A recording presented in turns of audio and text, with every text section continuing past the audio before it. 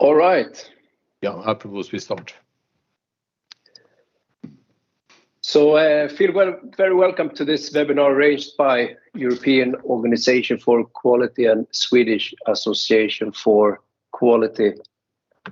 This is a very easy, straightforward. It's a roundtable discussion. I've said it to Folke very many times that we will not show any PowerPoint presentation. It will be hopefully a good discussion, and everyone can join, and I will come to that in a couple of minutes. But before digging into the topic Quality 4.0, I just want to mention that we had a discussion if we're going to run this webinar or not due to the invasion of Ukraine. And we came to the conclusion that we should run the webinar anyway. But all people that suffers from the invasion of Ukraine are for sure in our minds during those difficult times, no question about it. So with that said, my name is Ulf Gustafsson, and I'm since June 2020 the Secretary General of European Organization for Quality. And I have arranged this webinar together with Folke Höglund. And Folke, please introduce yourself.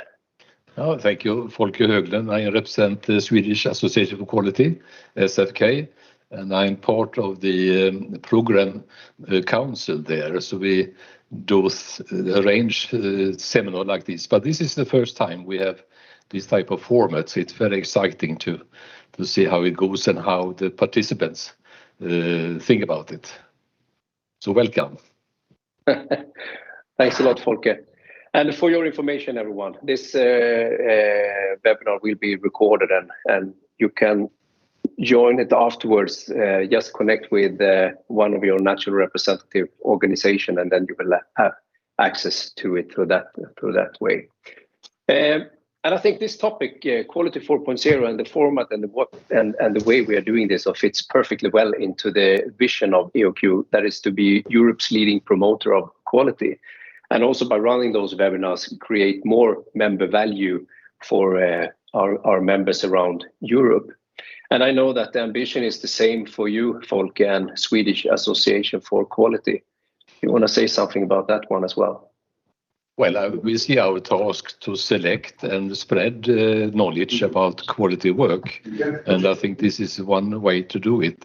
And then give our participants and our members new knowledge, new insights.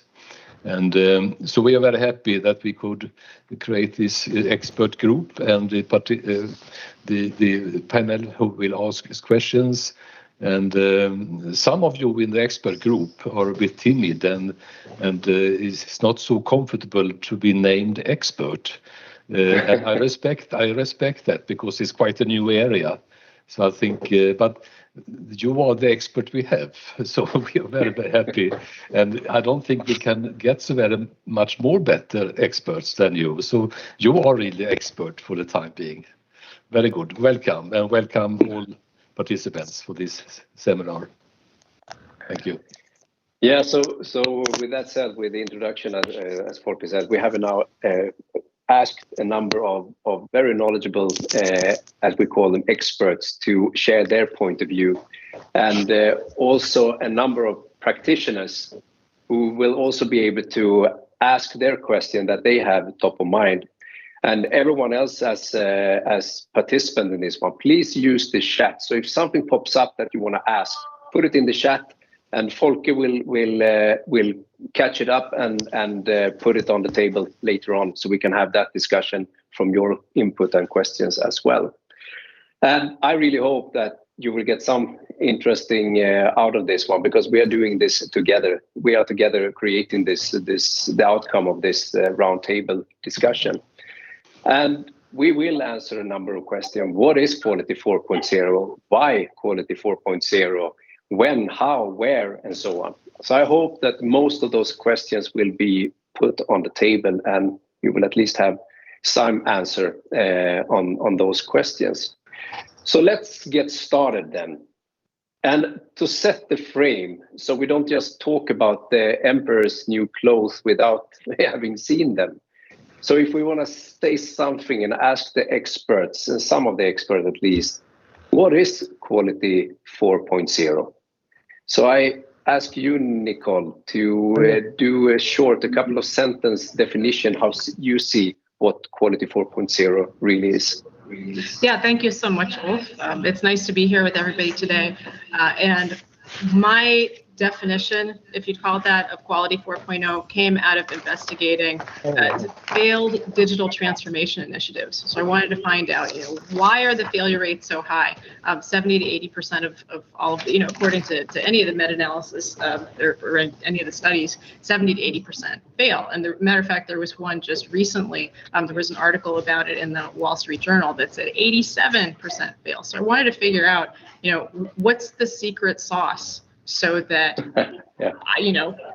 when I go to help CEOs and CTOs that, they don't fail, they have a lesser chance of doing that.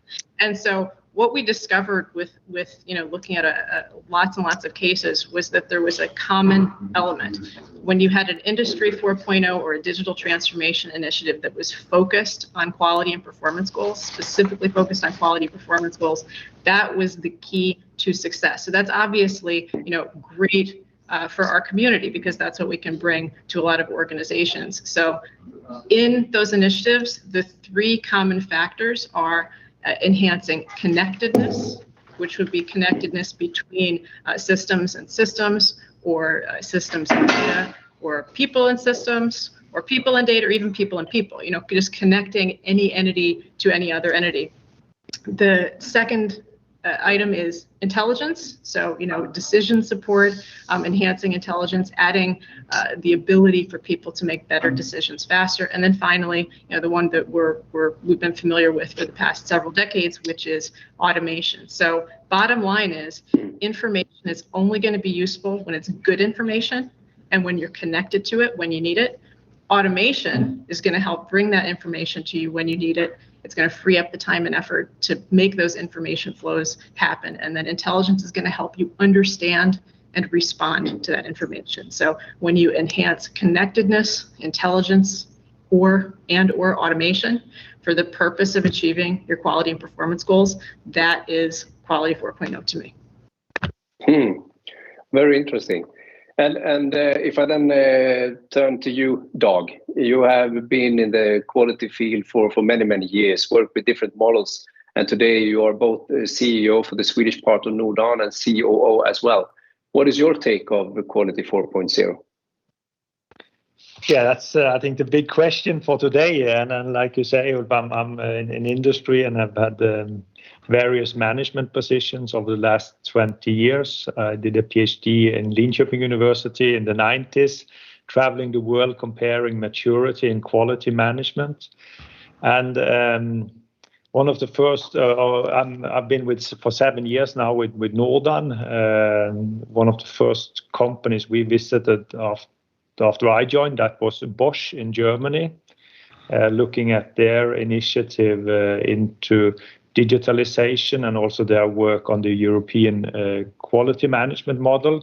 And it was a fantastic visit. And I remember after walking through the factories and looking at all the good ways they found in order to make the process digital, to connect the different process steps, to get loads and loads of data. At the end of the day, I commented, I didn't see a single SPC or control chart. How do you analyze all the data? How can the quality area support? But of course, they did digitalization. They connected it with the EFQ model. So I'm more questioning Quality 4.0, how far that has come, just as much as I question Industry 4.0, how far that has come. I think I hope we will see a lot of development in both areas, because most companies today are still working on Industry 3.0 and below, trying to find their way. And I guess that is also where most quality professions are working. But in Nordan, at least, we have found some ways to use good use of quality management in our strive for digitalization and sustainability. That has partly been to support in our innovation projects, amongst others, into 3D printing of windows and use of modern materials. There we used quality tools to support innovation process, and we have also used it when working on the Swedish quality model, SIQ management model. There we've also made use of connecting quality management with sustainability first and foremost, but also with digitalization.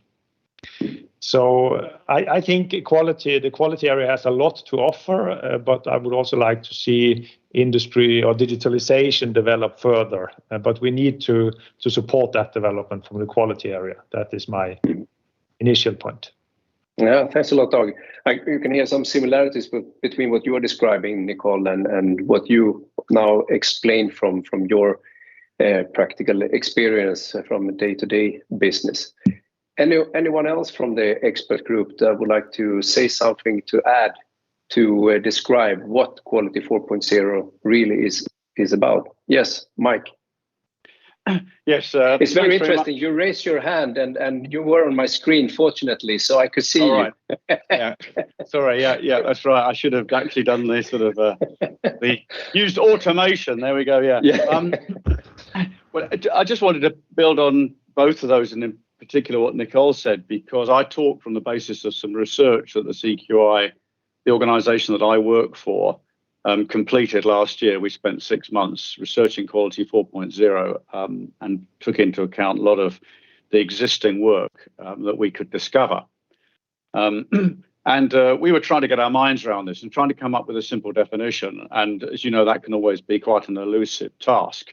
We looked at a number of different definitions and we boiled it down to a single sentence. And it might have got too boiled down. We're calling it a working definition because that's what it is. It's there to be adopted, adapted, etc. But our definition is Quality 4.0 is the leveraging of technology with people to improve the quality of an organization, its products, its services, and the outcomes it creates.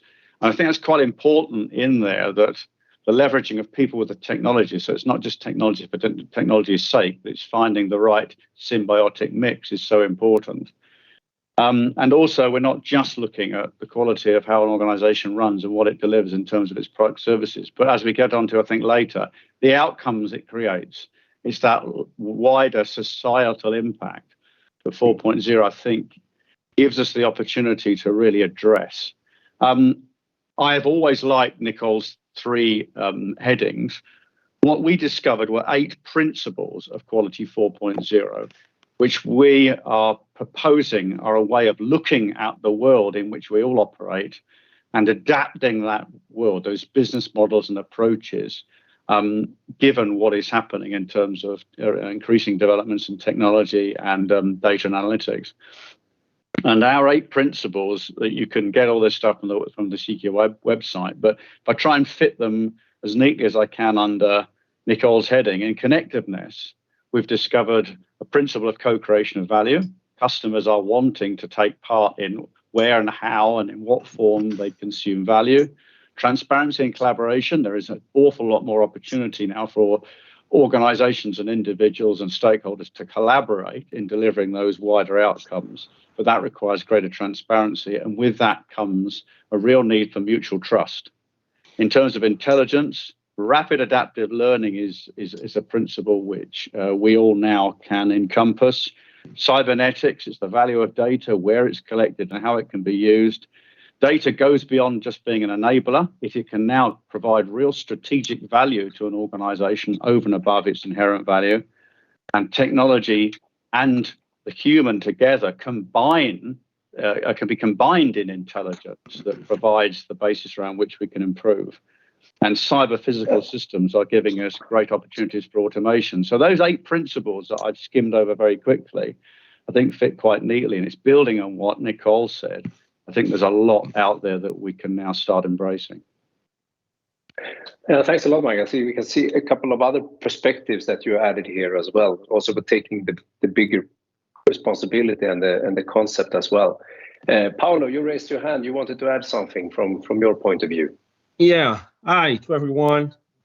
Good to be here with you. Thank you for the invitation, and to be in such a honored panel of experts discussing the topic of the moment for the quality community. So anyway, I think we have, as we can see in this discussion, we have several definitions about what is Quality 4.0. All the definitions are correct. All the definitions are right. I think quality is one of the pillars of the digital transformation. It is mandatory for the future of quality to be there in the middle of the digital transformation. If we are not there, we will not have a future as a community. So quality should be there in the middle of the digital transformation. In my opinion, is one of the very important pillars, dimensions of the digital transformations. I have a very simple definition, and that is similar to the others that were shared already in this panel, and it is already published in the International Journal of Quality and Reliability Management. That is, Quality 4.0 is delivery of superior quality using modern technology to augment the capabilities of both people and quality tools and methods. It's a very simple definition, but it is my understanding and the definition that we propose. So I see Quality 4.2 as in a very simple point of view as the integration of the modern technology with the traditional quality tools that we have. So I can share with you one of my recent experience in a project with a hospital here in Portugal. So in the healthcare sector, we have integrated data mining and process mining techniques in a Six Sigma project. So that is about Quality 4.0. We are integrating technology in a traditional tool. In a quality traditional tool like the DMake process. So I think the integration of the modern technologies with quality, with traditional quality, will lead us to the quality, what we see as Quality 4.0. However, I think one important point here, and I think that will be the biggest change in the quality world, that is moving from a corrective paradigm to a predictive mindset. That is the main issue here. Paulo, may I ask you to hold that question? We will come back to that one I can tell you that. Because let's build it step by step. And I really appreciate your very easy, straightforward definition of Quality 4.0. I think that will help a number of people in this one as well. But actually, I would like to hand over to Karin Brink. You are one of the practitioners, and you have a specific question related to what is Quality 4.0. Yes, thank you, Ulf. Very interesting to hear the different definitions here. But I'm curious to know about what is the difference between Industry 4.0 and Quality 4.0? What is it? What is the DNA of Quality 4.0? As you guys see it. And do we have Martin here in the... Yes. Yes, Martin. Are you able to give a first?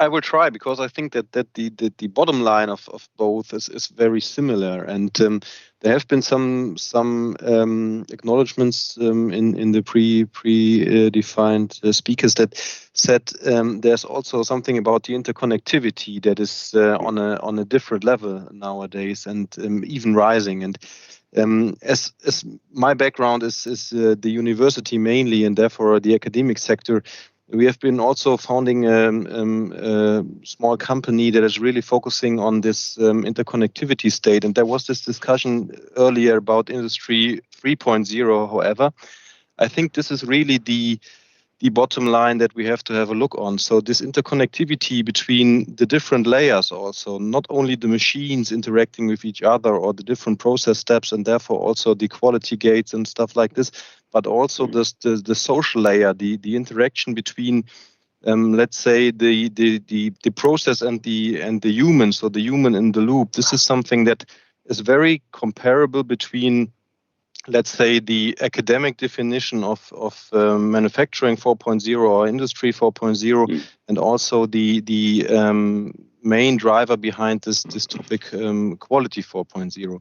As quality, of course, is one of the main, let's say, objectives or goals, or however you will call it, for the manufacturing process itself. You can, of course, take some of the, I would say, main achievements out of this industry 4.0, let's call it discussion, because I'm not quite sure if we are already there with the industry 4.0 objectives to be fulfilled, but at least with the discussion to adapt them, or let's say to in a way take them over into the discussion about the quality 4.0. Yeah, that's a very good one, because now you mention both the people side, and Paolo, you used to mention that one as well, and you, Dag, you mentioned also when you talked about the definition, the connection, also the industrialization 3.0, and where are you in this journey?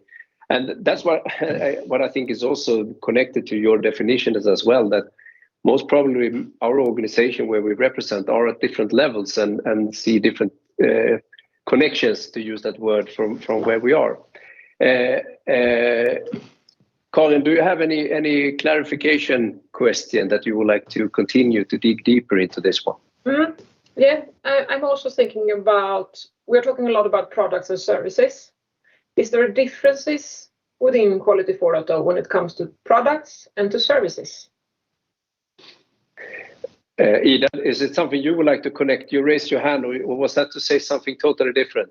No, it was connected to the previous question, but since I do research on the service product, I can take that. So I wanted. You're a true expert, Ida. Yeah, I don't know, but to connect to what Martin said, I think that was really well formulated about what's the difference between Quality 4.0 is obviously still very anchored in the main principles of quality management, like customer focus, continuous improvement, teamwork. Allowing the quality professionals, which many of you are, to become integrators between these different actors, not only as Martin said, it's connecting entities like machines, but actually opening up for new forms of interconnectedness between the provider and the customer, to actually create a joint sphere where we can interact with customers, understand more of their value creation processes, and there get more insights. And that leads over to the question about services and products, because I have done research in healthcare sector, and we have traditionally said they learn from industry. And I would say that when it comes to Quality 4.0, it might actually be the other way around, because if you're in services, service quality is always have been much more relational, much more about connectedness, the soft values. So maybe this will actually flip the learning and transfer of knowledge a bit, that I don't know, I'm in both parts maybe, but in industry can learn from the service organizations, because I think that in one way they have a better stance, because service quality is already there. It's about connections, relations, learning about the value creation processes. So I partly answered your first and second question to clarify what I raised my hand about. Yeah, and Nicole, you had some thoughts as well. I wanted to follow up with something that Ida said earlier. I taught applied machine learning at the university for about 10 years. And one of the things that you teach the students first off is that the nature of machine learning is that you create a model, you create an algorithm that helps you do a task better the next time. That's the entire definition of learning. And, usually it's very narrowly focused on, a particular mathematical model or thing that you want to achieve, optimize recommendations, those sorts of things. However, what I point out is that this is the exact same thing that we've been doing for decades with quality management systems, right? We help people do things better the next time. But the only difference is the model that we work on is the model of the organization. So what I used to teach students is that what you're doing when you're creating a machine learning model and you're using it to achieve a goal is a microcosm of what you do when you have a model of the organization. So you can think of your organization as a model full of other smaller models that achieve those goals of unifying your people and your processes and your technology and your data. Yeah. Jason, do you have anything to add to what has been said so far? I would like to follow up a little bit of what Ida said, actually.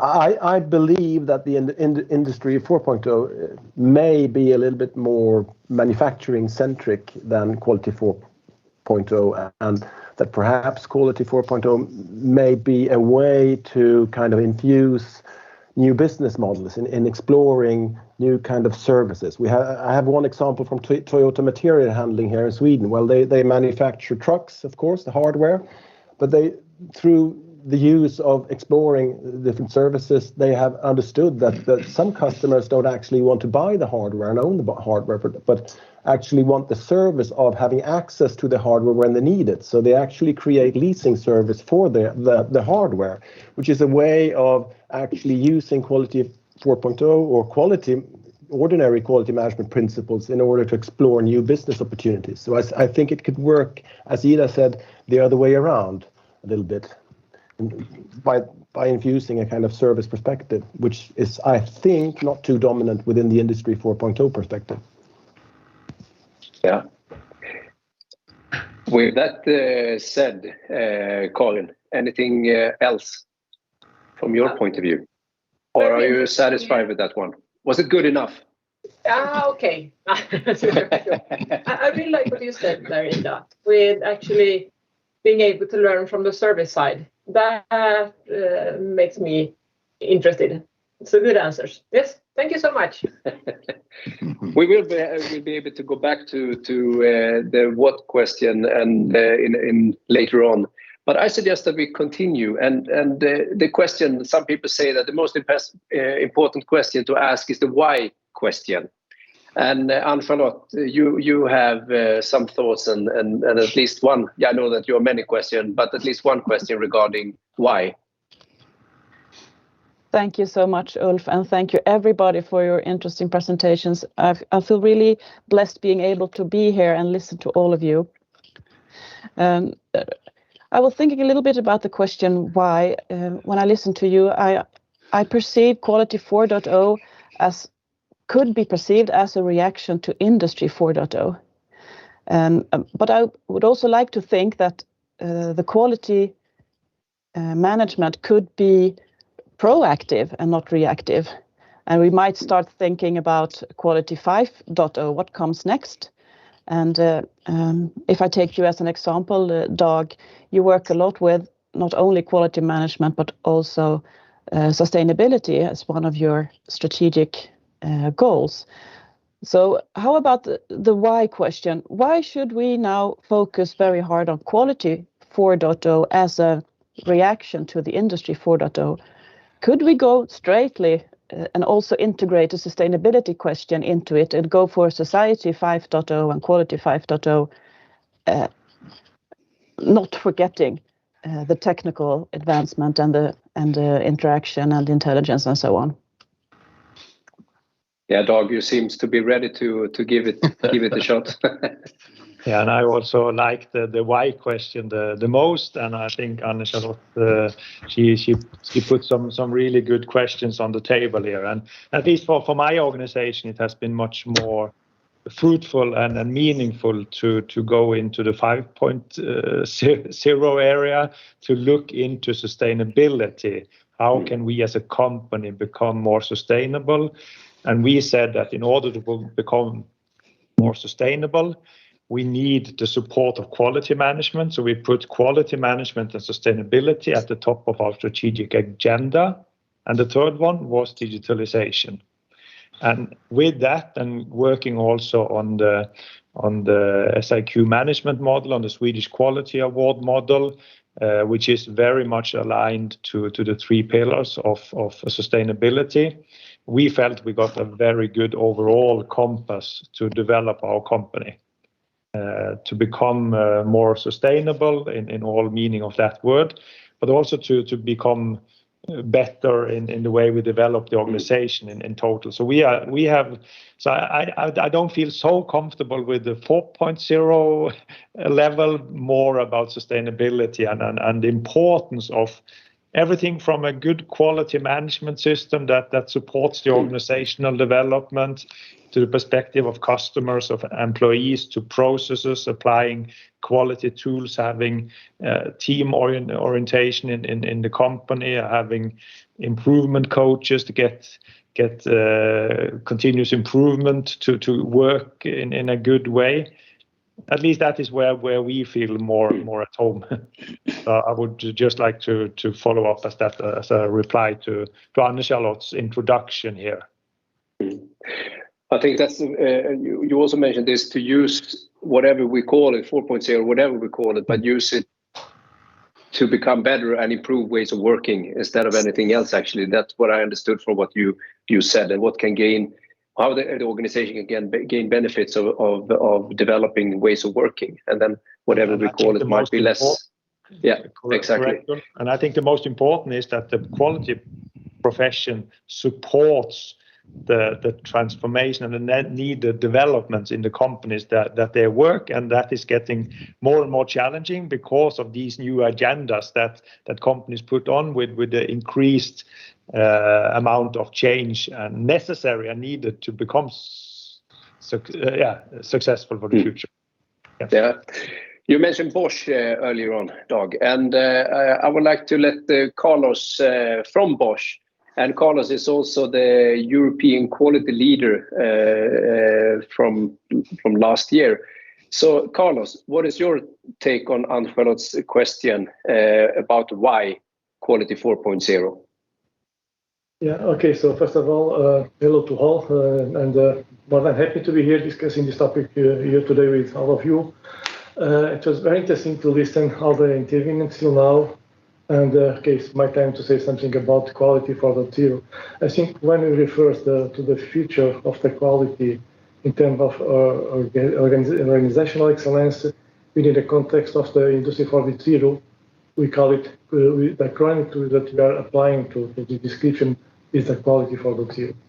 So I think it's about transforming and improving the existing quality system in a cultural organizational culture in terms of improving the collaboration, competency, and leadership. It is connection with the virtual and Industry 4.0 world with more the human perspective. So how to learn and how to apply and how to improve the business through these technologies coming from the Industry 4.0, applying to the system management on the human world, I'd say like that. And at the end, so the meaning and what people want to, with why we need and why we want to use this approach of Quality 4.0, of course, is to optimize or to maximize the value that we want to offer to our customers, to our stakeholders, or to support the sustainability in other domains. And the why we have to apply and why we want to apply these acronyms in this field of technologies of the quality, because we as organizations, so we are permanently seeking to solutions in this moment more on the digital world to extend the quality and operation of the performance to meet customer needs, not today, but tomorrow, the day after tomorrow, and the future. And the reasons the main reason for adoption of this Quality 4.0, of course, is to offer high quality products and service to our customers, to provide in-time deliveries, failure-free, being product or services from human errors, improve the design, quality of the design of the process of our products, to improve the customer experience, to have a better risk management, simplify handling of data, and using this normal coming from the previous data domains or data milestones that we had to control in the past. So today, I think it's a bit different because putting all this in perspective, we must to see, okay, what we have coming from the quality from the past, what we can do to improve it and to go to the next level. And Quality 4.0 can help us go in this direction. And of course, going to these new technologies, big data, machine learning, whatsoever, so that I think one of the main difference compared to the past that we have today that was not yet mentioned is the digitalization was born in 1969 with the Mobicon, so the first PLC, something like that. And but then the evolution rise tremendously in the last years. And the main factor to this improvement in terms of quality, new technology, and so on, from my point of view, is the connectivity. Today, everything is linked with everything. And the information is not, and knowledge is not anymore in one location. Today, the knowledge and the information, it's everywhere. It's just want to have access, and we have access to everything. And this is also a kind of the strategic mindset change that if we adopt the right strategy, we can get a lot of information, a lot of benefits to our customers and to the sustainability of our organizations through this Quality 4.0 application. My first intervention, I think that's the message I like. We are Bosch. I think, well, I think you mentioned it's a very complex picture you're drawing here as well, because you added now the customer perspective. And of course, we need to have, when we have a user or a customer, we have to take that in consideration as well. You talk about also to collect the data and the improvement as such and take it from there and go forward. But Ann-Charlotte, do you have a follow-up or a clarifying question to your initial question about why? Well, thank you for all your kind explanations. It really helps me understand it better and also explain it in my turn to the people I meet. But as I understand it, quality management, then I pick up it's very much about integrating. It's integrating the financial view, the management view, the leadership view, the HR view, and applying quality management tools in all fields. So even if we want to enhance our AI, big data, digitalization, or our sustainability, or what comes next, quality management is an umbrella for which we can understand and apply machine learning as to enhance our business in different perspectives. So why, for me, it's perhaps not a question on why for, but why quality management, and I think that's a bigger question, and thank you for explaining that. I was actually going to ask you, Mike, if you found something in your research. So it was perfect timing, you raising your hand. So please, Mike. You are muted. So I thought I'd click. Yeah, it's a bit slow to react. It's a great question, Ann-Charlotte. And I think the great thing about this is it's giving the quality professionals and fraternity an opportunity here to really expand its influence strategically. Because we know, don't we, that many organizations now are recognizing the importance not just of their impact upon these wider outcomes, but also the fact that is very much affecting both their brand and in some cases their eventual capitalization. I remember the great book by Phil Crosby, Quality is Free. I think if I wrote the book, and I would never be able to emulate his greatness, I would write Quality is Respect. Because when I entered quality because I just felt that was part of my DNA. And the great thing about quality is it helps organizations and individuals respect all of those various interested parties. And I think what new technology is helping us to do is to grow the extent to which we can exercise that respect. And one example of this is I think legacy boundaries in which organizations operated are being transcended now. So things like, whole life cycle economies, circular economies now become a reality, a necessity, and are hugely enabled by modern technology. And quality needs to be at the heart of that. If we're going to get into the recycle, repurpose, those kinds of areas as part of our business models, we need the quality people to be at the design of those whole life circular economies, and then how the data is generated, then connects that and interrogates it. But boy, does it give us an opportunity to get to the board table. Boy, does it give us an opportunity to really influence the strategy of an organization and its outcomes. And I think it's one that we're looking forward to grabbing. I see that both Paolo and Nicole has raised a hand. And actually, Paolo, you were first. Oh, okay. Thank you. So just to add some insights to this discussion, I think it's a question of why we should be there.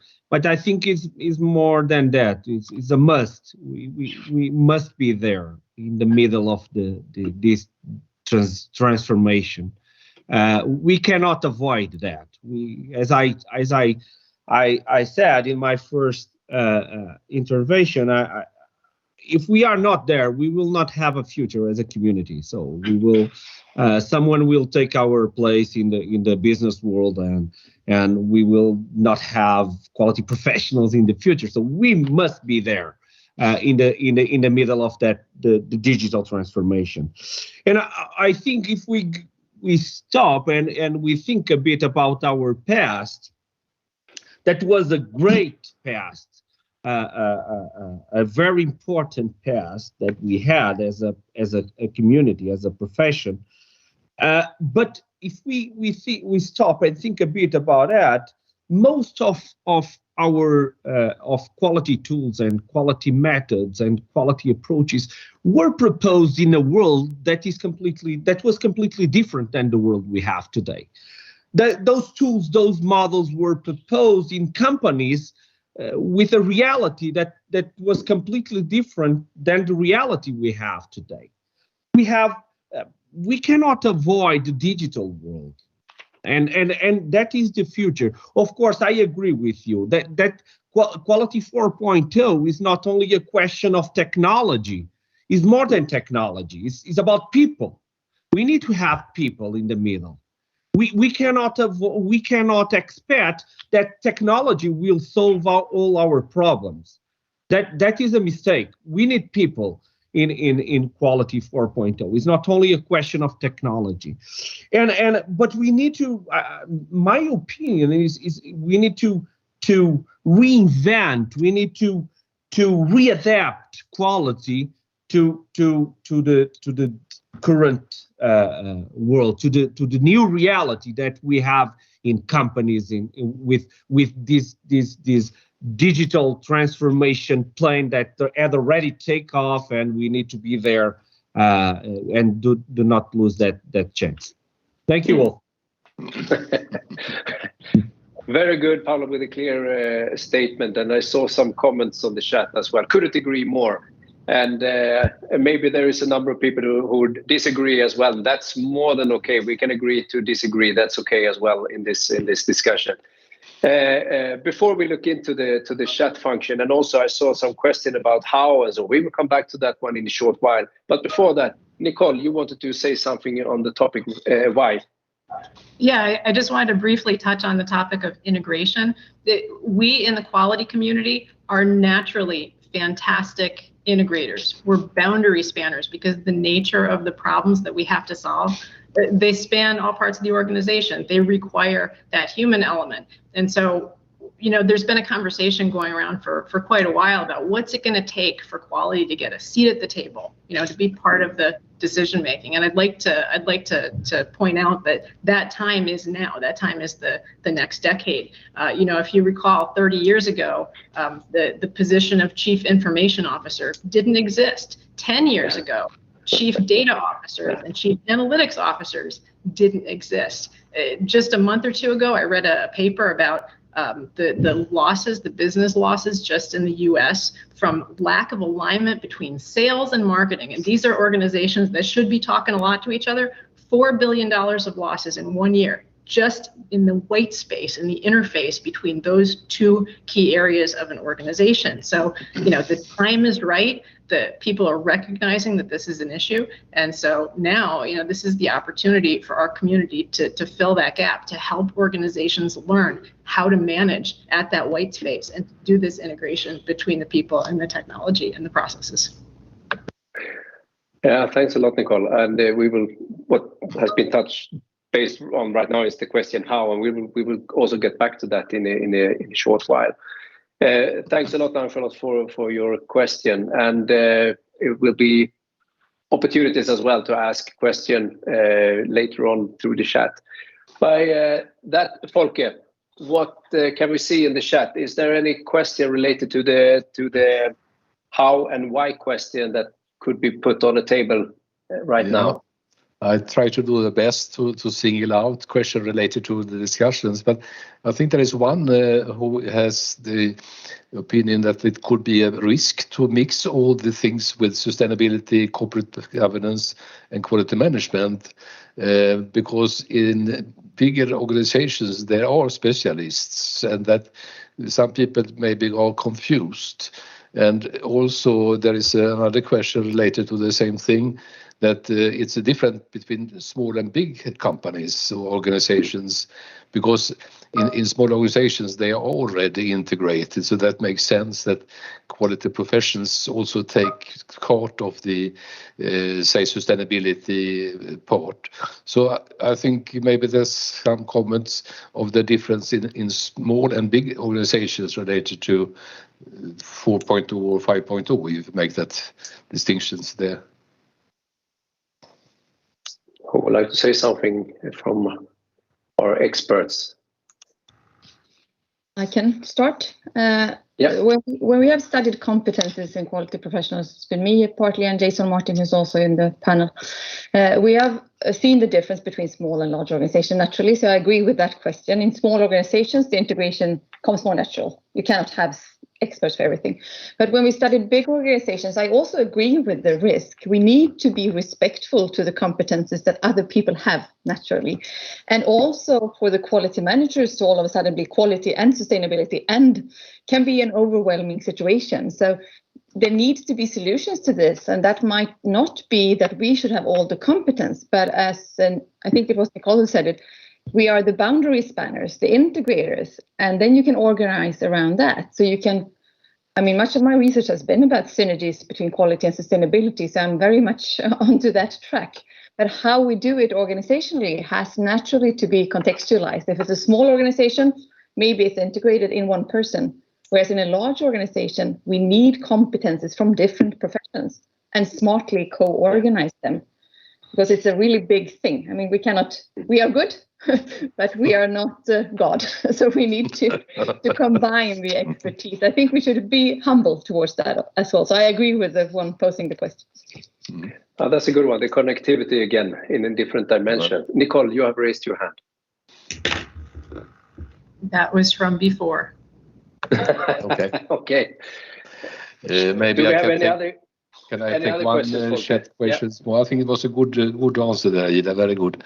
There's a question of see the human factors, which might be an objective to remove the humans and replace with automation.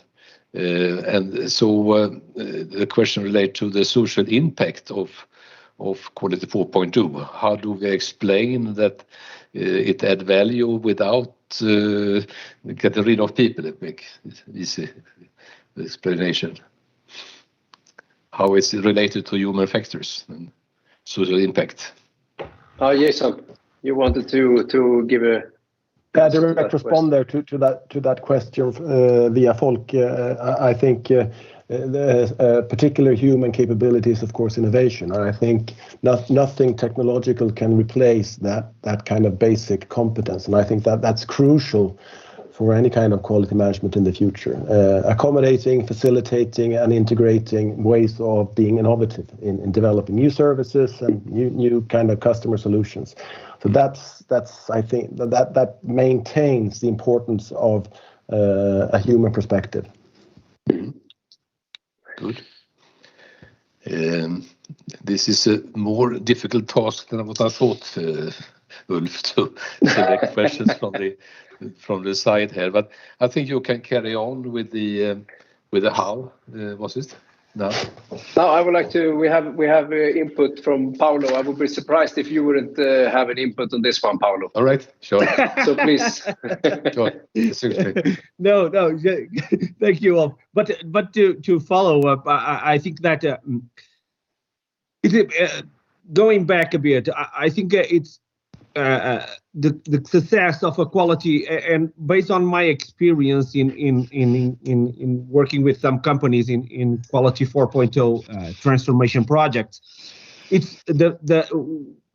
we can have the best project, we can design the best project, the best transformation project, but if we don't have the right culture in the organization, if we don't have the right leadership and a strong leadership in that organization, everything will fail. We can have the best project, the best program in the world, but if we don't have a culture of improvement, a culture of innovation, a culture of transformation, the program will fail. That is for sure. And additionally, one more comment related to the last point is that I know that there is a different way of thinking, mainly from the IT guys, but I think that quality 4.0 should be a way to support quality decisions, and quality decisions, the final decision should be always made by human. I'm completely against the opinion that machines will take over all our decisions. They will make all our decisions. I think that we should be very careful on that. I think quality 4.0 or digital transformation should be used to support our decision process as humans and not replace us in the decision process. That we should be very careful on that as managers and in the organization. I think it's a very important question. Thank you. Thank you. Thanks, Paul. Carlos, you have raised your hand twice, so I hand over to you. Yeah, but I will only say a small comment on what has been said till now. Yes, and I'm more oriented for the manufacturing side.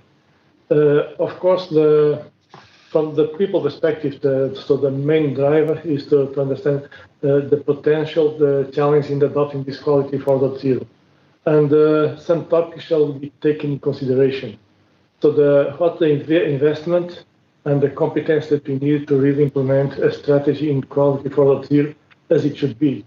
What are the skills required for other associates? In terms, it was already mentioned that the human interference will be reduced. Yes, why not? Why not as long as the main driver and the process overall is always controlled by humans? Why not? And we even could say so that in terms of some repetitive tasks, yes, of course, we are fully on the side that if you can automatize and put some robots doing this kind of tasks, yes, of course, why not? But you have to assure that from the top management point of view that we are supporting this new approach, and all line managers, they have to be in also. Otherwise, the strategy will fail. Also, the training costs is something that's lasting the time, and the quality 4.0 is not something that we press a button and tomorrow it starts. No, it's a cultural change that has been to be installed in the organization. Otherwise, it will fail again. And the implementation of this, because this cultural change and the processual change must be taken in consideration. Otherwise, you can put all the technologies, all the industry 4.0, big data, machine learning, whatsoever inside. And if we don't have a clear picture where we want to go, we will go nowhere. And I know that the much of the players on this 4.0, so at the end, what we all want to offer, it's reducing the costs, optimizing the processes, increasing efficiency. Quality 4.0, it's probably a good tool that will enable these organizations to be more innovative and innovate more in the field of these 3 points, and getting the opportunity to stand for a long time in this heavily and even more day after day competitive world. And the market is not waiting. And if we do not go on these new technologies and new approaches, market will not wait and we will be out. But of course, always as much as possible in the technology, but always the technology to serve the people. That is the mindset. Very interesting. You mentioned a number of both the commitment that has been mentioned now from leadership and management, and also to utilize the technology in a good way. And if the business can benefit, why not utilize and use the technology as a support in the organization? Martin, you raised your hand earlier. Did you have something to add? Yeah, it was relying to the human factor, and I completely agree to everything that has been said before. It is something about technology has to be the enabler for decision-making process, right? But the decision itself should be left at least by the human in the loop, so to say. But I want just to stress the need for some appropriate training, right? So using these new technologies is something that is very, very important in future, I think. So there was already some comments on big data, machine learning, and everything coming up with that, and there was some nice definition what machine learning at the end is all about. And I agree with that, but I think that the data science background, or let's say at least some basement knowledge on the technologies that might be leveraging this change, should be part of the future training, or already the training right now. And there was also, I'm not quite sure who was it, mentioning that there will be some costs for training that have to be keep in mind, and also be accepted by any kind of leadership or let's say the company itself. So just stressing this human factor, and also but the knowledge about the new technologies that have to be there to run them in an appropriate manner. Just as a comment. Yeah, very good. I see many nodding heads what you are saying, Martin. Some final words about this topic, Mike? Yes, just to add to that, there's clearly the human element, isn't there, in terms of the implementation of 4.0, very much so. I think in our research, we're also looking at what happens within the process. What is this sort of, the right mix between the two intelligences, as you could call them, that you combine in order to get the best result. And an example would be, you go and have in a medical situation, you go and have a scan, and out comes the scan results. Now, if you have a human looking at that, you're only going to get the basis of that person's intelligence and learning and their observation of that scan. If a machine looked at it, then you are able to encompass all of the learning that machine can gather to give you a diagnostic picture, which is probably better than anyone human. But the next question is, do you want the machine to be the only arbiter of whether you are then operated on or not? And in my situation, I would say no. I'd like a physician to have had the benefit of that diagnostic, but still in that situation, I would want to talk to a doctor. And that is where me, the customer, the outcome, all of the outcomes I want, both physically and psychologically, emotionally, all of that requires some hard thinking to be done to get the right combination in the process. And that's where I think, again, quality professionals have a great opportunity here, because it's about really connecting with the outcomes we're trying to produce back into the processes and getting those right combinations to deliver the results that our customers and interested parties are seeking to get the best. A short comment on that, Nicole?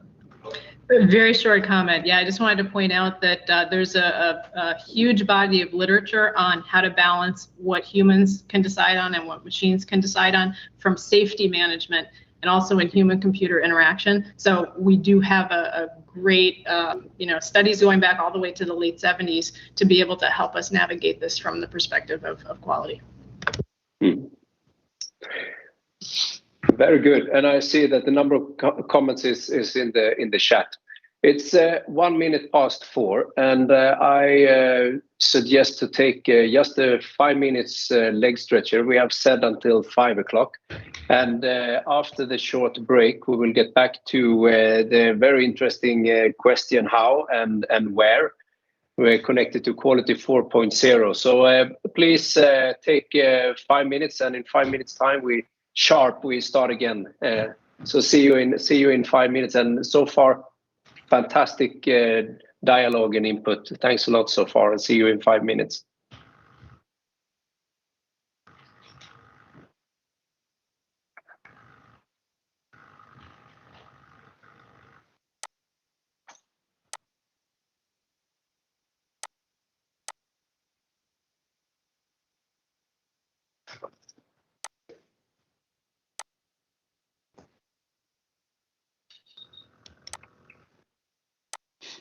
So we can come back with some of the old questions related to the first ones again when we go through the chat.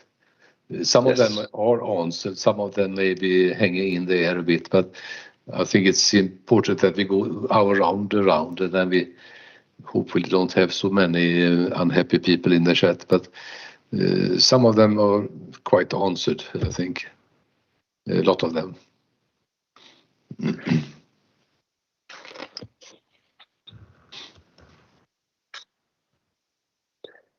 All right.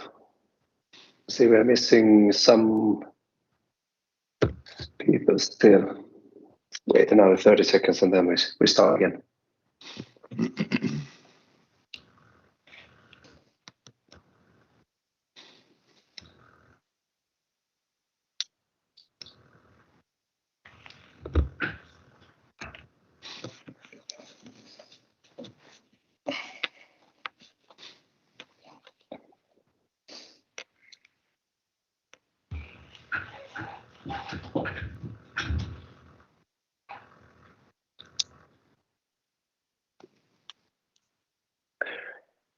All right, time flies. It's 5 minutes, and I suggest that we continue.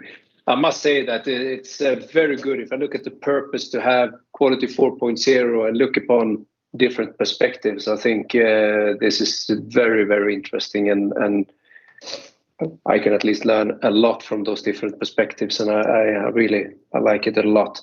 So if we then continue with the question, we had a number of questions related to Quality 4.0, and I suggest to continue with the question where, and then we after that we have the very interesting question how, and we have been into both of them to a certain extent previously, but I know that you, Anders Karlsson, you have a question related to the where question, so please. Yeah, thank you. It was really interesting to hear the panel talk about applying Quality 4.0 in a non-manufacturing arena. But usually, what I read anyway, Quality 4.0 is usually connected to manufacturing 4.0, industrial 4.0. So it would be very interesting to hear the panel's view if you apply 4.0, Quality 4.0, then into a non-manufacturing business or arena. Is there a different emphasis or something special consideration you have to have in mind? So what do you say? Shall we start with you, Paolo? Do you have any input on this one? Yeah, I can. I think is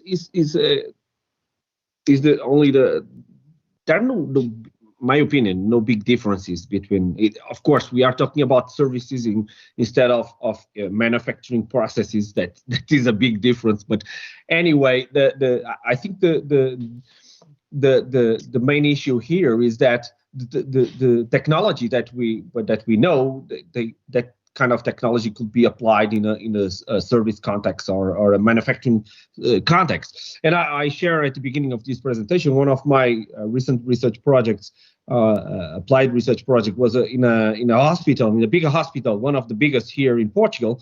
And so we are talking about healthcare.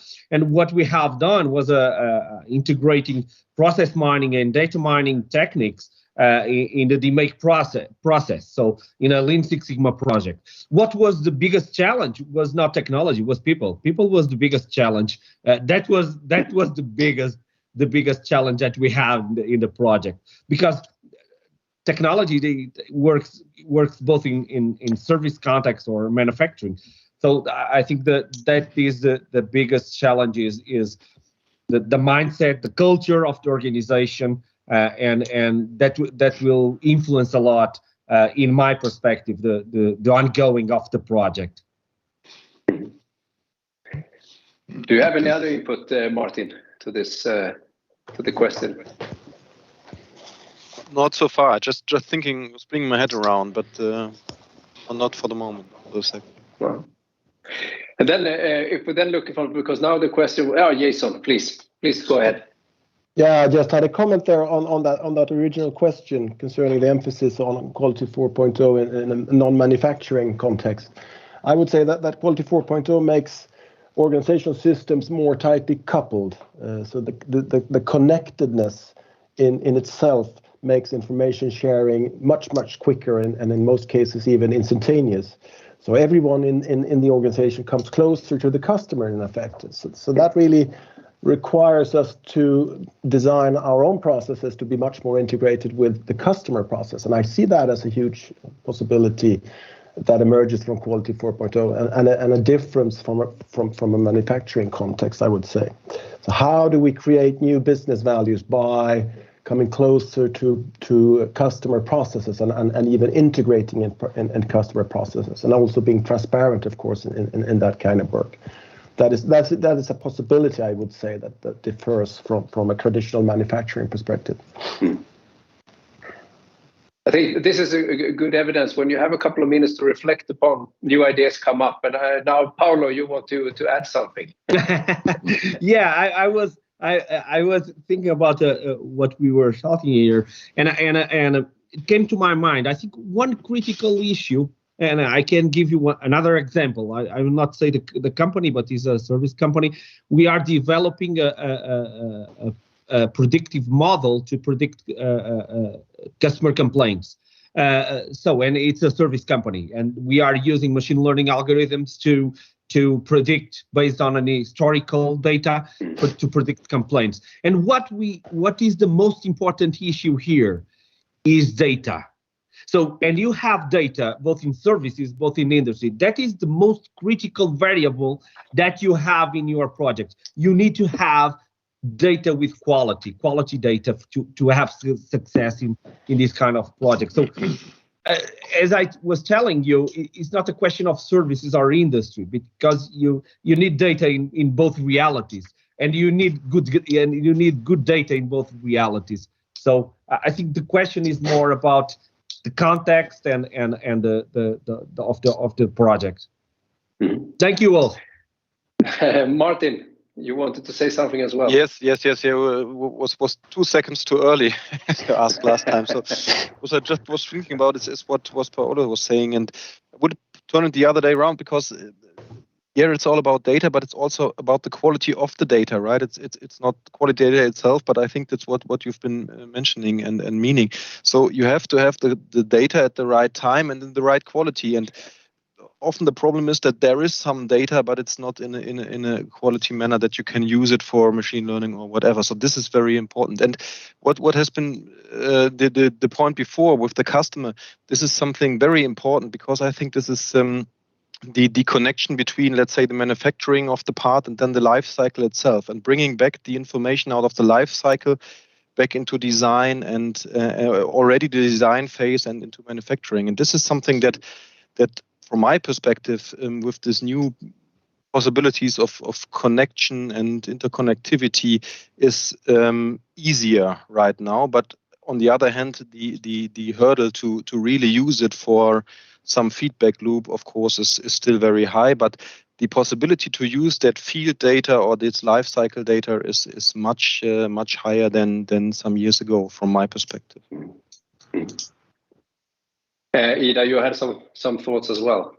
Yeah, very short. I think, as the previous speakers, that it's applicable in both contexts. But one challenge, though, being maybe in services, that it's easy to fall into the trap of everything should be codified, and it's only the codified and digital data that counts. And with service offerings, we cannot capture the whole experience with codified data. So feedback can be codified or it can be personalized. And I think that's a good factor to have in your mind if you apply this in a service context, not fall into the trap of only the codified counts, because then you will actually miss some of the strong points that comes from so-called small data or qualitative data. So the combination, it's one of the projects that we have worked with, is to show that if we don't have this combination, the quality professionals will not be able to contribute to service quality to the extent that they could. So I would just point to this like little alarm thing. Think about when you come to services, codified and personalized data. Otherwise, it's very difficult to capture a service experience. Goes for products as well, but even more emphasized in the service context.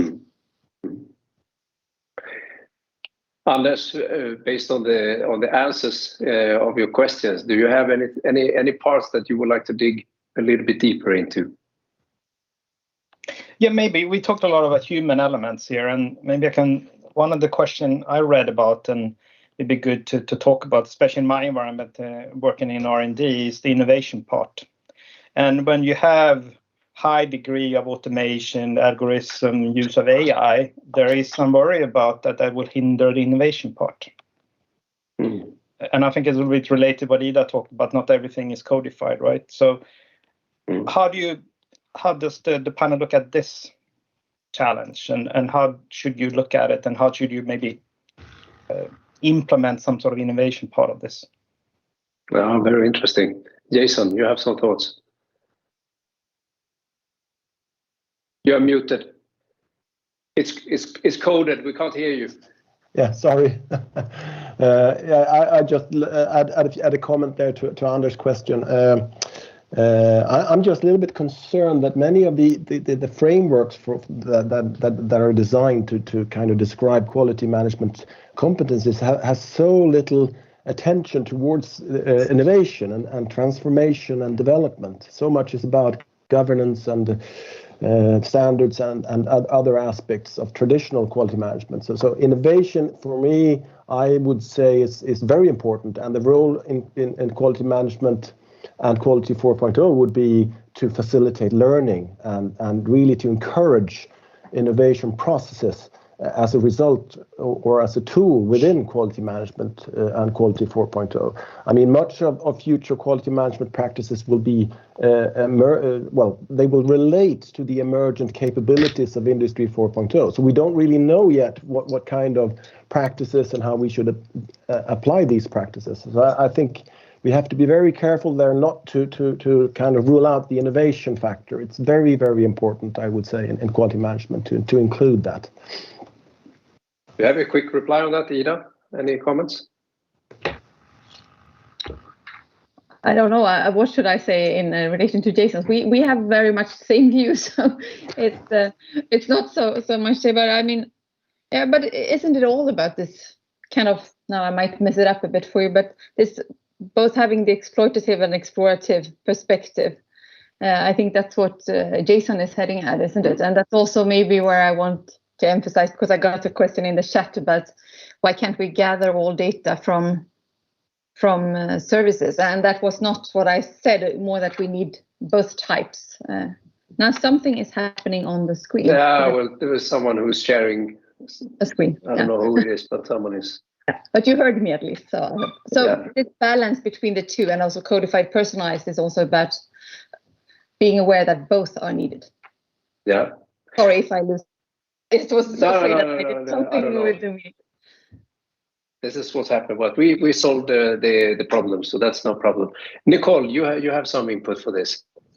Yeah, this speaks a little bit to the difference between quality 4.0 versus quality advanced quality in manufacturing industries, and that is that at least in the examples that I've encountered, good foundations with knowing how to manage small data and how to leverage, you don't have to have huge sensor networks. You don't have to have streams of data everywhere.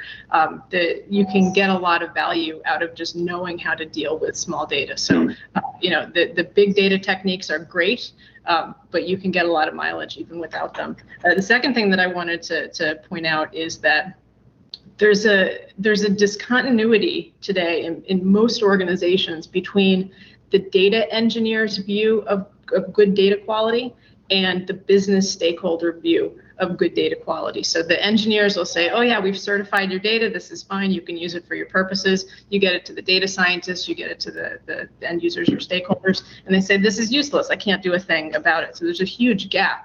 One of the ways that enterprises are trying to bridge that gap is by tracing data lineage, or sometimes in research you hear it as data provenance, right? Trying to trace that lineage.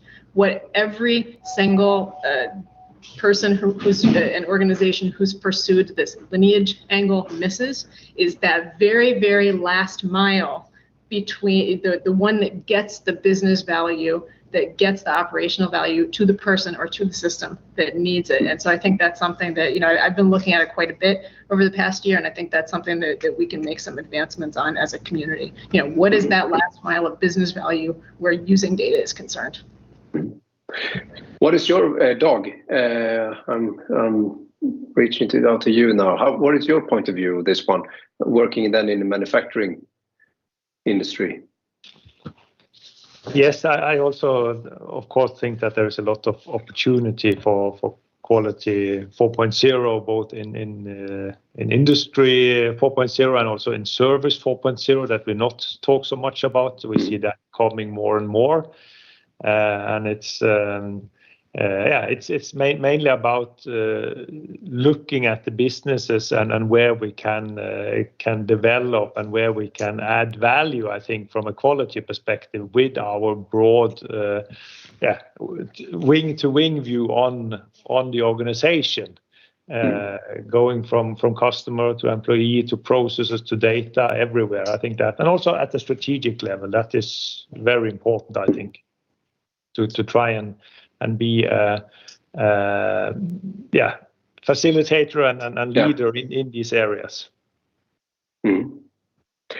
Anders, anything else from the where question? Do you have any comments, reflections, or you are muted? Classic mistake, isn't it? But anyway, so yeah, I think it covered most of my question, but I maybe have, if we have an AUB in the end, I have a follow-up question, especially for Nicole there. So, okay. I hold that question. Yeah, please do. And we will come back to the chat as well in a couple of minutes. But before we do that, I really would like to dig into the how question. We have now talked about how a number of times, but I think so we have a couple of bigger questions on the table, and then we can dig into the chat and open up for more questions. But I know that you, Fredrik, you have a question related to how.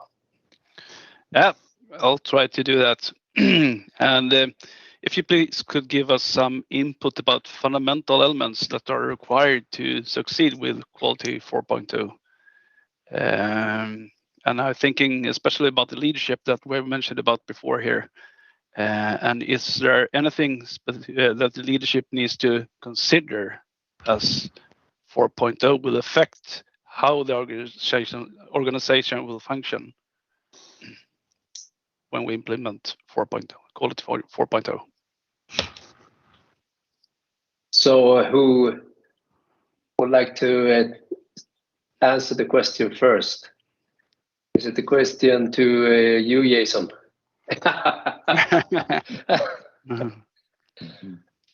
I'm muted. You're mute. Not anymore.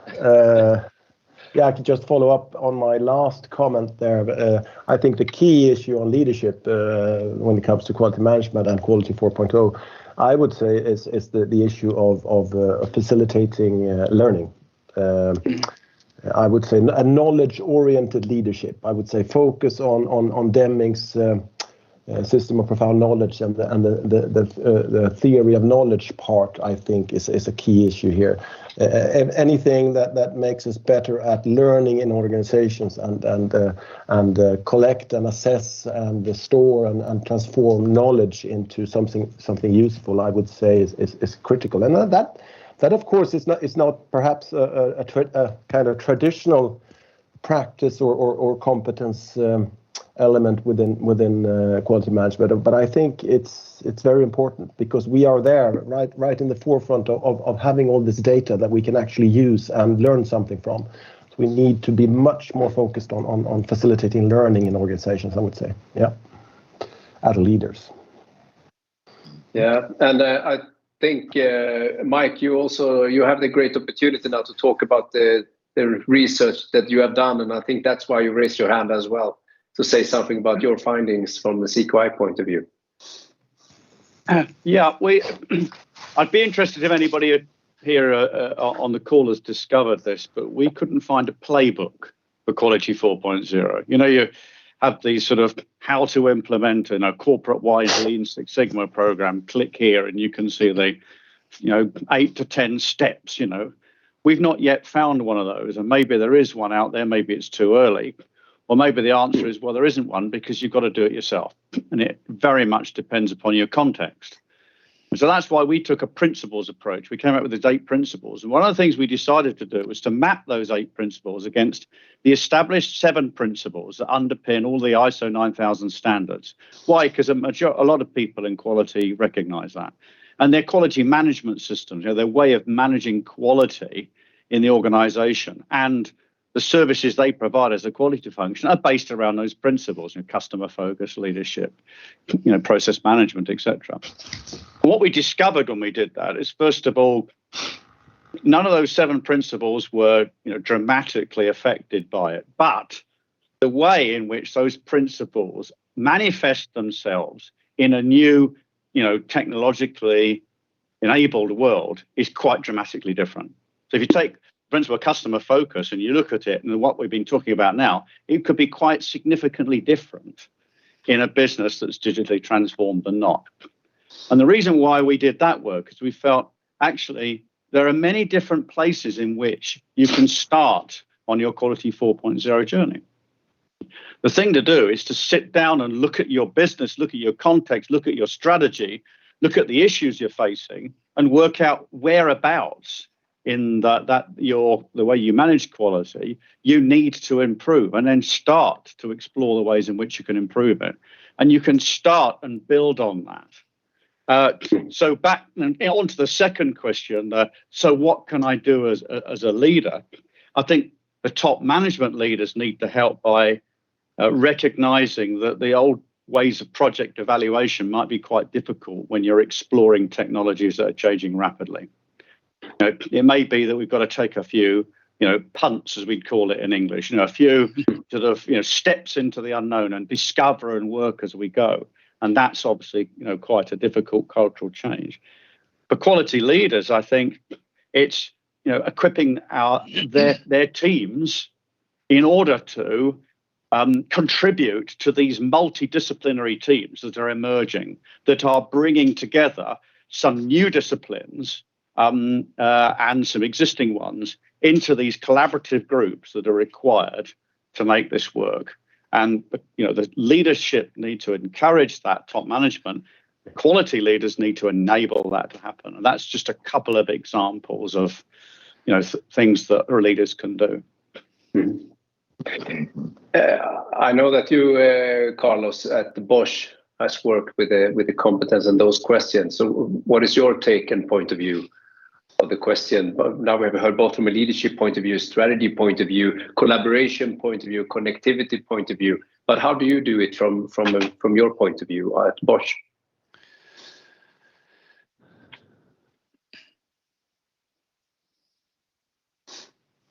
Sorry, I was in mute. Okay. So the Quality 4.0 Fund, it representing an opportunity to utilize the Industry 4.0 technologies and to realign the functions in a broader organization. So I know that Bosch is such a big company, and we have our standards, and we try to apply our standards as much as possible worldwide to keep the same quality, the same understanding, and to have the same policy in our processes. And with this Quality 4.0, so we can provide the scope of the realignment of the quality activities and the perception of the quality of the functions in the organization to be more in the more than a quality policy, I'd say.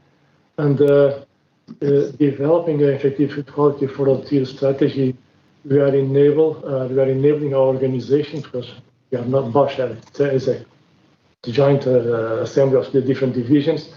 We can address long-standing quality issues. And also for many organizations, some inefficiencies are resulting from issues such as lack of cross-functional ownership, inefficiency, and fragmented of the traditional quality systems. And again, so in such a big organization as we are in Bosch, so if we are not aligned and the standards are not perfectly defined, so all this misinterpretation can happen. And so this Quality 4.0 concept, we see an opportunity for our organization to review the root causes of some barriers and to find a way to go to the quality success, engaging a strategy behind the planning and exploring the new technologies that Bosch are investing tremendously in these new technologies. And we want to be a driver of these technologies as we are developing and investing so much on that. But at the same time, so I agree that the technology cannot solve the problems of the lack of the quality culture. And that's why we are driven by our values, by our leadership, by our motto, Inventors for Life, by We Are Bosch, and all those things that brings a cohesion in all the levels. Because quality, it's mainly about people, and all the rest is created and driven by people. And we try via our culture and applying the right tools. And one of them, of course, we are considering now this Quality 4.0. So it's applying with the transparency, with the good quality of the data, the information, being treated by the right database, so the correct algorithms. For sure, you can leverage and achieve the culture excellence that we believe that we are achieving, but we're still far away from where we want to be. So, in a nutshell, this is what I can say about what Bosch is doing and want to do, continues doing for the future. Also, very interesting aspect as well when you talk about cross-functional responsibilities as well. When we very often talk about silos and how do we make this work between the different functions in an organization as well. So it might be also a question about how you are organized, and not just on the paper, but in reality as well. Paolo, a comment from your point of view. Yeah, just a brief input for this question. I think based on what I have been working with in this kind of projects, my conclusion is that there is not a unique framework to implement a Quality 4.0 project. So all the frameworks are possible. So it's an improvement project. So it's you need to go through some steps. But I think based on my experience, I can share with you some thoughts. I think it's the first step. It's very important to assess the company readiness and maturity related to Quality 4.0. And there are several I can share with you later. There are some models related to already developed related to this issue. So the company readiness and the company maturity concerning quality 4.0 issues, that will show you in which level are you, in an early stage or in a more mature stage. Then you need to understand your context. I think it's critical, and you need to understand who are you, what kind of organization are you, and your context, internal and external context. Then you need to answer to why you do that, and what you will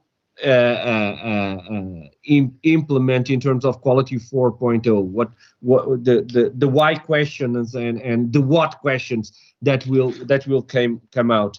And of course, then you have the question: I will do it, and what kind of technology you will use, what kind of tools you will use. And by the end of the day, you need to assess the project. You need to check if you had success, if you are in a better stage than you were at the beginning of the project. We cannot forget a very important point here. You need some money to do that, so don't forget that. It's not a question that I want to do it. It's not only that the question. You need to have some money to invest, and that is an important question, because several companies, I heard several companies say, okay, I want to go to quality 4.0. Okay, and my question was, do you have the money to do it? Do I need money to do that? Yeah, you need some money. You need to have some money to do that. So it's important that it's not only a conceptual project. It's a big project that you will need some investment on that field, and I think it's but mainly I think there is not a unique framework about it or how to do it. But most of you need to put these questions on the table when you are planning to implement these projects. Thank you. What do you say, Fredrik? Any clarifying questions? Yeah, a little bit. We heard about the recently that you say it's a project. We heard a little bit what Carlos said here about more cross-functional and more of a transformational point of view, so to say. But I would like to see if you can give me some input about what types of incentives that are needed and how are these created across the competence areas to create progress within the organization to get progress. Oh, very interesting. Very interesting. Nicole, so I'm trying to push it a little bit further. Yeah. Do you have any input on the incentives, Nicole? So in general, I'm not a fan of carrot and stick style management. So I think what I think we should be asking ourselves is, how can we find ways to energize our organizations around established quality and performance goals that we might be able to make some advances on using some of these technologies that people are excited about. So leverage the excitement to get done what we wanted to get done even before. Yeah, I like that a lot. And Dag, what is your point of view representing an organization who is very, very successful? Yeah, but I think also in terms of incentives, it's much more about achieving the goals that you set together and celebrating the successes when you achieve them, and you also get different types of recognitions. I know many other companies represented here today have received numerous recognitions for your good work. And I think this is something that is also a sort of incentive, both to build a better organization, to become more successful, and also to reach and gain some external feedback in terms of prizes, awards, recognitions. So that is, at least in Norden, that has created a lot of positive and good resonance. I would also like to add to Fredrik's question from earlier in terms of what is needed to become successful with Quality 4.0. I still think that the old wording of top management commitment goes very well.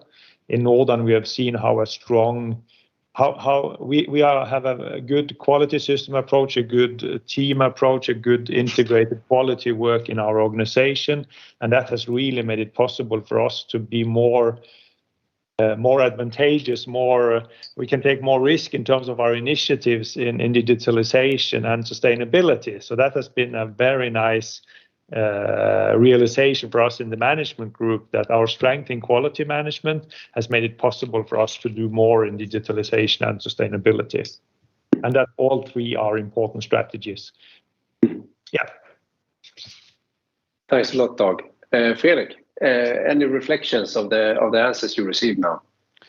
Yeah, it's not, good answers, but what I thought very much about was how you can get several competences together to work towards a goal, and also how that could be done. Mm. Yeah. Any final comments on this topic from anyone from the expert panel? Couldn't an answer to you, Fredrik, be that, I mean, the most powerful thing I think in uniting different competences is to speak about the end goal, the value that they are supposed to create. So if one is, I have to speak as I think, if one is able to have cases or examples where Quality 4.0 has actually enhanced customer value, a bit like what you say, Dagmar, seeing the good results, that's a motivator. So if one could have that would be a way of unifying. We see that within different tools like experience-based co-design, which is a service quality tool. It's very powerful in the room that the patient is active in defining what quality is, and that the professionals can see that. So yeah, that would be my answer, to find examples of how this actually has enhanced value for the one everyone knows that we create value for, that can be a unifying force, so to say. Co-creation. Okay. Mike. Yes, Fredrik, I can't give the answer now, but I can give you a sort of a trailer movie that in the autumn of this year, the CQI will be publishing the results of some further research we've done, where we've involved over 500 professionals from around the world in lots of different sectors to try and develop our own competency framework into a more detailed picture. And as you'd expect, at the same time, we didn't want to stand still. We wanted to ask the questions, what competencies should a quality professional develop in order to thrive in this new Quality 4.0 world? And incidentally, we also asked the same question in terms of environmental, social, and governance. Not in terms of what, as somebody said earlier in the chat, the professionals in those areas should be doing, but what as a quality professional we can be doing using what is in our gift to make a contribution to those goals. And I can't give you the whole amount of it, because there are quite a number of different competencies that we have developed and generated from observing practice and doing our research. But we've split them into knowledge, skills, and behaviors. Mm-hmm.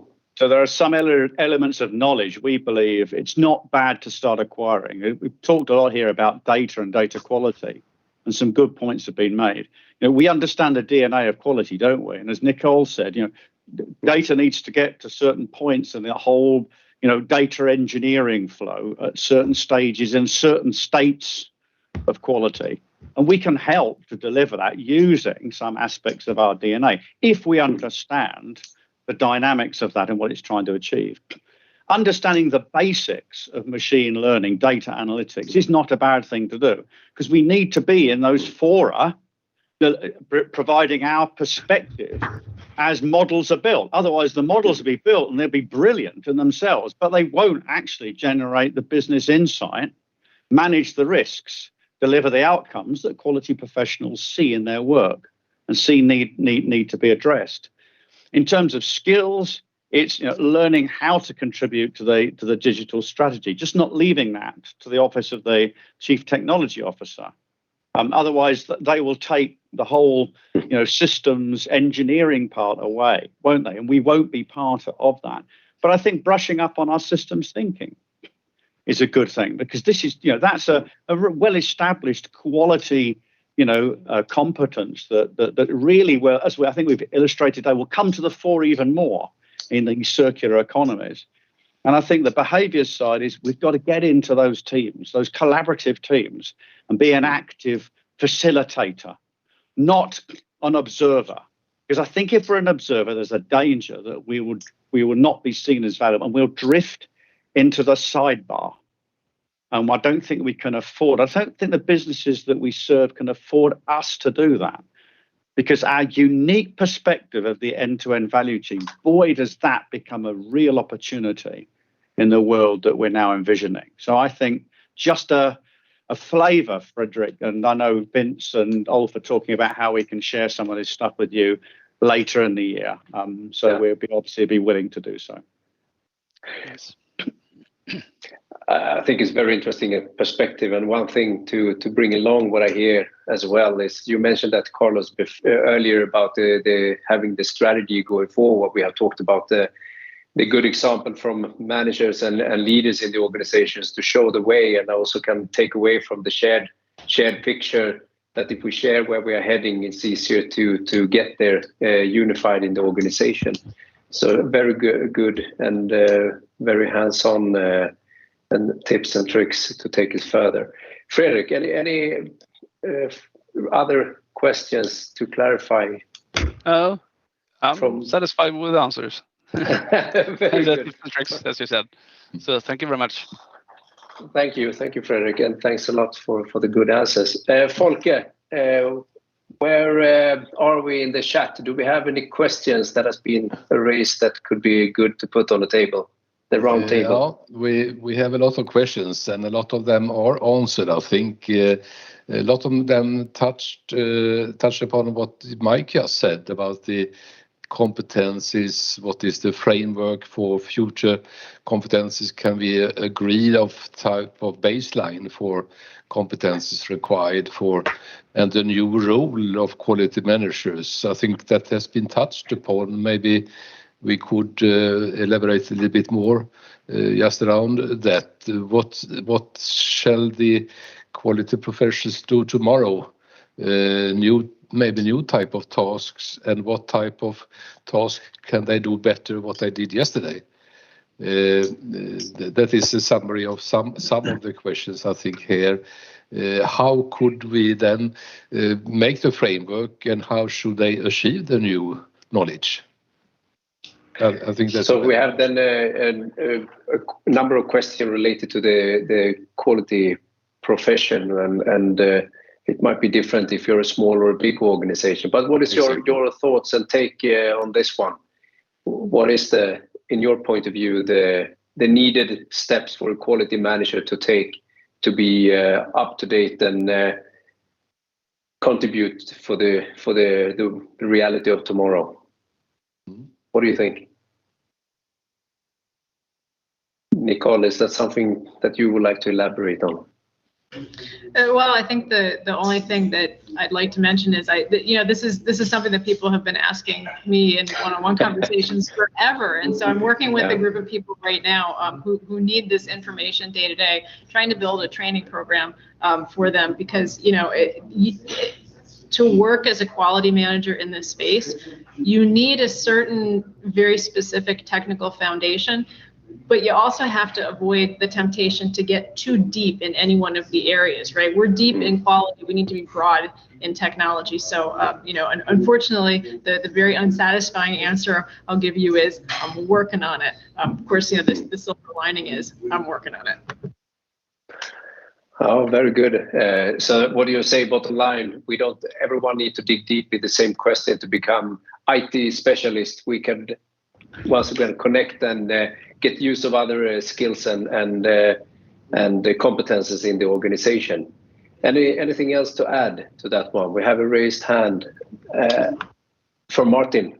Yeah. Perhaps just a comment on this. I totally agree that this so that there need to be some basement knowledge, and there was earlier in the chat also the remark that there has to be some basement knowledge also on new methods within all the, let's say, advanced analytics tools, and I completely agree with that. And Mike said it in the right way, I think. So it's not only skills or training, but it's also about the mindset, right? Being open to new and different way of thinking and approaching a problem. And this is also connected to what I think, Ulf, you said earlier, with the silos in the organization, that you have to break up a bit to have all these interconnections and learn from these interconnections and have a broader understanding of how things interact one with each other. Mm-hmm. Yeah. Once again, to have a shared picture from an overall point of view. Yeah. Paolo. Yeah, I can share with you the experience that I have at university when I'm working with my students, mainly industrial engineering students, and I think what we are doing here right now is of course they should have the foundation, the body of knowledge of quality. So the body of knowledge should be there. They should be rock stars in quality body of knowledge. However, they should right now as that is the huge difference. I'm not expecting they become IT experts or data scientist experts. That is not the goal.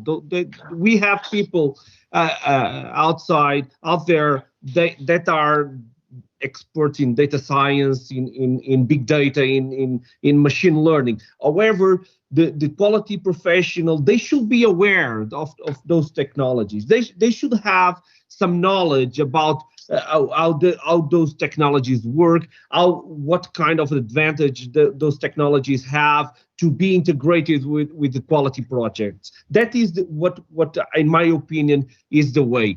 We are not expecting to have a quality professional to be an expert in artificial intelligence or machine learning algorithms or whatever.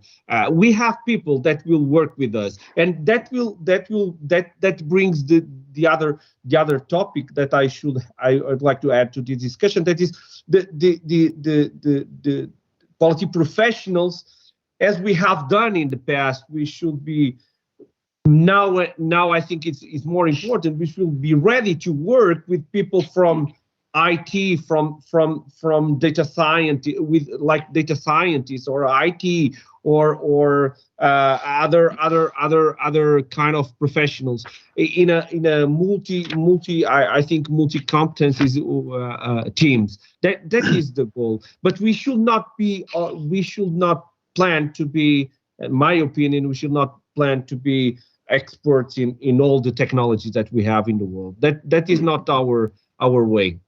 Okay. I'm very curious to hear, Dag, from your point of view, with this broad and long time experience, and you are one of those top managers that we sometimes talk about. And what would be your comment to the discussion for the quality profession? What is needed to be up to date for the future?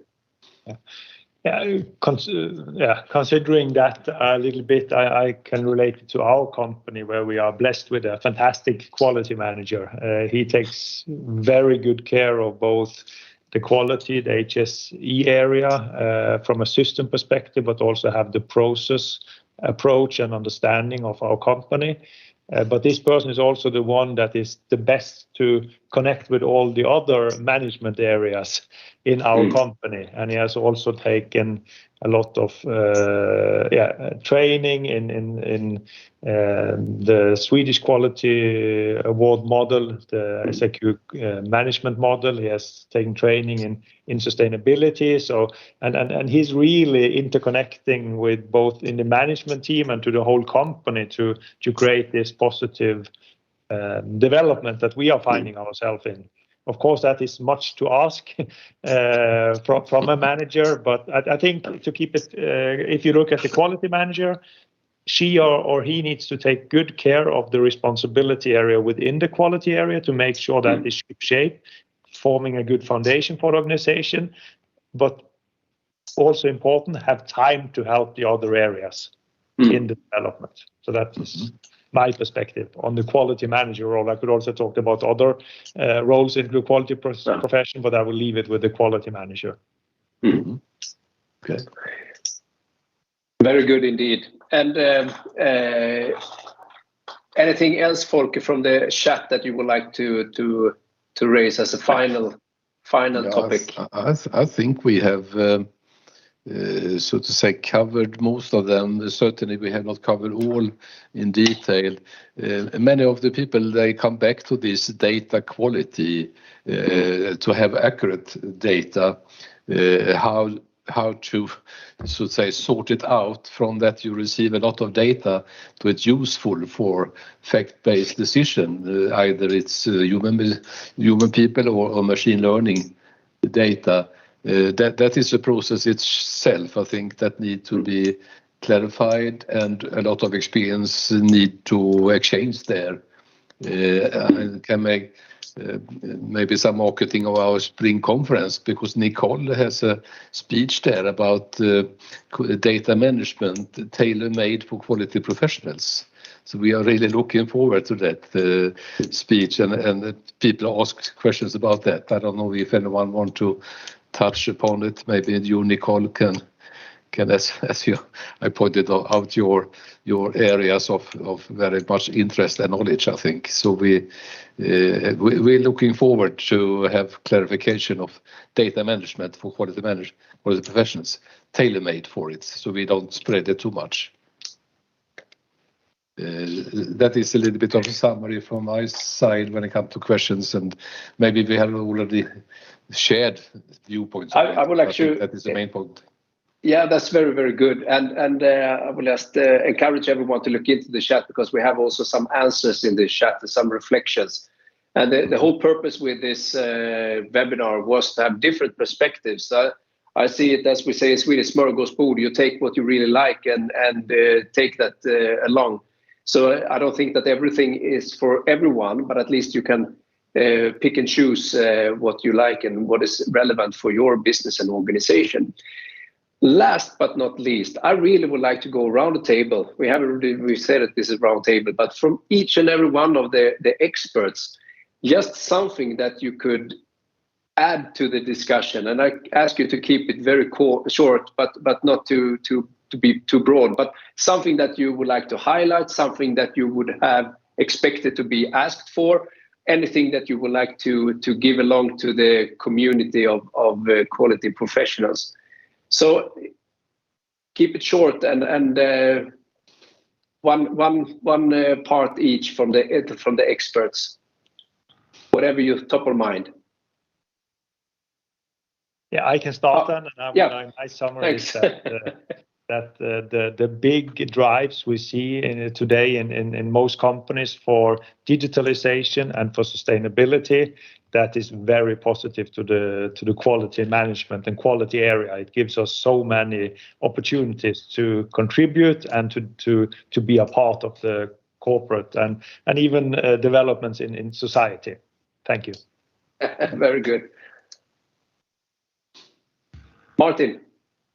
Yeah, just to follow up then, that because sustainability is something that will be the driving factor throughout the next years, and this is completely right that it is this way. And as Doug just said, there is a big possibility, as quality management and at least quality has been always some of the main, let's say, influencing factor for sustainable processes. We should keep this and just make the best out of the knowledge that we already have, but also being keen on trying something new, and also being from the mindset quite broad and open to really adjust our knowledge and our skills to that. So thanks a lot. Very interesting discussion. Yeah, thanks a lot. Ida. Yeah, I would say keep the focus on what creates value, and think about the customers and customer values when you wisely use, as Martin said, opportunities to contribute to a deeper understanding of customers, including then to connect to Dog, that customers, the society and the future of nature is actually also a customer to us. So it also includes sustainability aspect, but keep focus on what's value adding and understanding as much as possible about value creation processes. Carlos? Yeah, okay, I can be the next. Yeah, so first of all, I would say thank you very much again for this invitation, for these very, very interesting discussions. We heard some of the point of understanding of all the intervenants, and it was, I really appreciate to participate in this panel and listen to the other colleagues. Then the quality, okay, so quality is a bunch of guidelines, tools, the software, but at the end, so the important that the human being will be in the center of the process, and the quality of this outcome of all these tools, how the outcome of the tool knowledge and software and expertise, it's all about people, just people. So be well trained, be well formed, be compliant, and at the end, quality will come. So thank you very much, all of you. It was a pleasure. Thank you, Carlos. Mike. Yeah, I can recall when I started off in the world of just in time, as it was back in the 80s. That shows my age. People were telling me how to do this stuff, and I said, yes, but I need to understand why. I need to understand the rationale behind it. And so I wanted to understand the principles. And we all learned the principles, didn't we, of process one at a time, and reduce setup time. And these are the principles that are underlying it. So I believe the approach is understand the principles behind Industry 4.0, Quality 4.0, apply them to your current circumstances in the light of the strategy and where you are, find points of leverage where you can make a difference that will turn heads, and start there. And if you're already on the journey, keep going and don't make any assumptions. Just don't make any assumptions, because I was sat next to a very bright person writing an algorithm to improve a process. And after about 30 seconds, I realized that he didn't really fully understand process capability. And so we were able to talk together to improve what he did. I spent 4 hours on a train journey with him, and he told me about data analytics. I thought it was all about nice, pretty graphs and decisions. And he took me right back to base one and taught me about the whole flow of data engineering and cleansing and all of that stuff before you get. So I didn't know what I was talking about. So it's about learning from each other, exploring, keeping an open mind. Thanks a lot, Mike. Paolo. So I will finish with this great discussion, and congratulations on that. I was thinking about the Quality 4.0 vision, and for me, the Quality 4.0 vision is moving from the corrective mindset to the predictive one, with the goal to deliver value to the customer and to the stakeholders by the end of the day. So that is my vision of Quality 4.0. Thank you all. Thank you, Paolo. Jason. Yes, I would just like to say that also focusing on what I talked about earlier as emergent capabilities. We don't really know yet what we need in the future. So I think quality profession is uniquely positioned in order to harness all the new technology and all the new ways of working in order to create new types of business value, and also, of course, create learning systems in organizations in a completely different way than we are traditionally used to. So that's an opportunity for quality professionals. Yeah. Last but not least, Nicole. So if you look at our profession from the perspective of the past 100 or 150 years, where did we start? We started with quality by inspection. Let's inspect bad quality out. Then we shifted to let's design good quality in. Let's make those processes, create those systems where bad quality doesn't happen. We're on the cusp of a new shift to quality by discovery, where through the technologies, we find the connections between the disciplines, between the people, between the concepts, and we discover what to focus on next to advance our collective goals the most. Yeah. And based on just what you said, what we will do next we will collect all the input that has been written in the chat. We will also take the freedom to send an evaluation form to each and every one of you and ask what you would like to see more of as a next step as well, so we can continue this collaboration and learning from each other. So that would be the next step. But there's a number of activities, both from a Swedish association point of view, that more activities that come up, and also from an EOQ point of view. And all this information can be found at our website. But last but not least, from both me and Folke, a big thank you for you who have participated in this roundtable. A big hand to the practitioners for asking those very, very valid and good questions. And of course, a big thank you to the expert sharing this amazing competence and know-how. So with that said, thanks a lot, everyone, and you will soon hear from us again. So with that said, thanks a lot, and see you soon again. Thank you. Thank you. Thank you very much. Thank you. Bye-bye. Thank you. Bye now. Bye. Thank you. Bye-bye. Thank you. Bye-bye. Thanks a lot.